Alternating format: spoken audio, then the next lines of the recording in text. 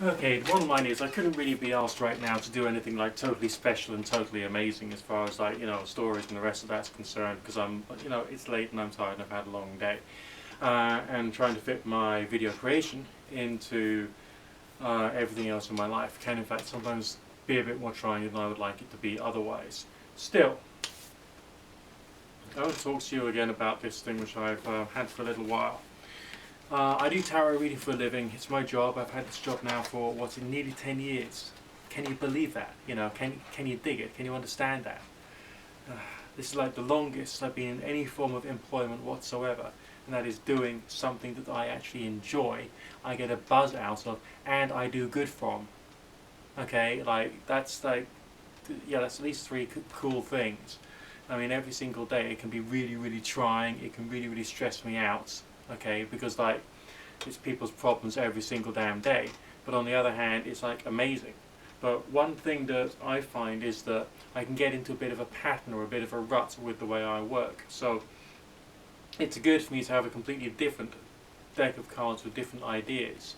Not because I'm going to use them for my work, but just to look at the artwork and look at it in a different way and see what kind of like messages it's got associated with it. So this is based upon kind of like Eastern ideas, Zen mysticism, the rest of that, but it's not totally.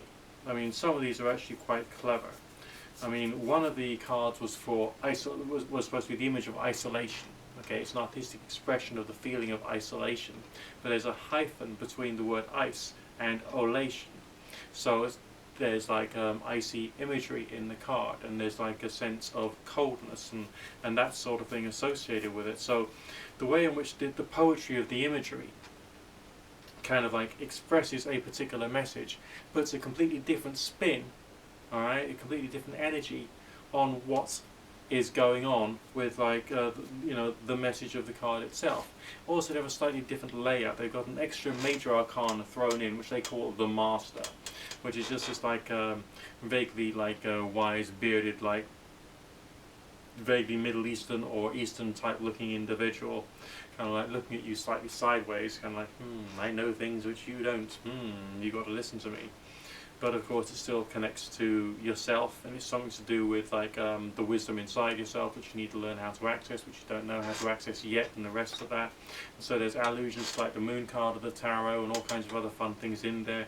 But you got to know what the cultural references are, both from the ideas associated with the school of thought. It's just like looking at any other form of art.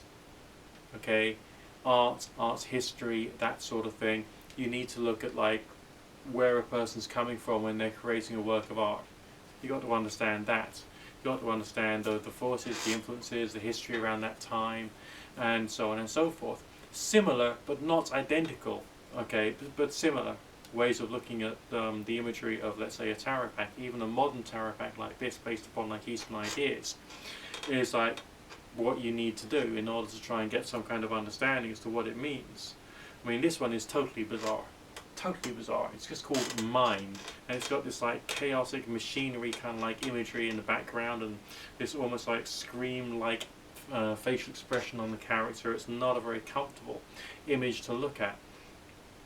And I suppose it's speaking about what's underneath the surface, and is it or isn't totally comfortable, and what kind of mechanisms have made things the way they are. That's why I like all this stuff. Okay, it's part of my buzz. It's part of who I am. It's part of what I just enjoy. And it's just like it's once in a while you get a really comedic one. Well, really comedic. It is a bit of a comedic one. Okay, it's called Politics. Don't know whether you can see that there, but it's a figure with a snake-like image associated with it. The figure itself, the face is done to look a bit like a tree, and also he's got an extra mask which has a smiley face on it, which one assumes he puts on top of his natural ugliness in order to be more politically acceptable. So I think that there's a bit of very subtle comedy associated with that, if you get my drift. Comedy not as in laugh out loud, but comedy as in, ho ho ho, we know what's going on there kind of thing. So just get involved in it, play with it, learn the ways of thinking. It's you know, the rewards that I found through playing with this stuff. It's you know, it's very good for the introspection. It's very good for the way in which you look at life. It's very good for just like cool things. This is the Osho Zen Tarot, which I think is like wonderful. You know, it's great fun.